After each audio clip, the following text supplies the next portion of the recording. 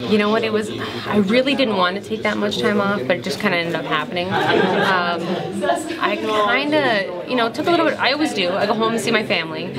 I spend some time with my family in San Jose, and then I go back home to Ontario and see my family there. Trying not to put too much weight on for my mother, but then it was just kind of, I was right back in the gym after that. Just trying to take that opportunity to kind of work on myself, kind of watch a lot of my footage and previous fights and kind of take that time to kind of study myself and know the things I need to work on.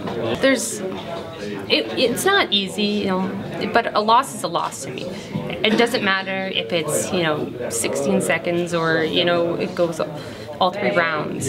It still, kind of hurts a bit, but it just, you got to take that and kind of use that to push you, to motivate you for the next one. It's those fighters that kind of look at it and dwell on it too much that are the ones that aren't going to succeed in their next one. Okay. Oh man, I felt so bad, because it's like, oh, I've been there, That was my first reaction. Then it was like, okay, I've been there. Okay, now I'm not the only one.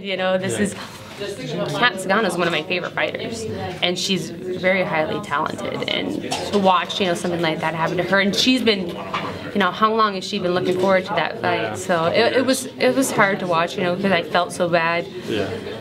But knowing, she's been through so much in her life that it's not gonna take her long to get back to it.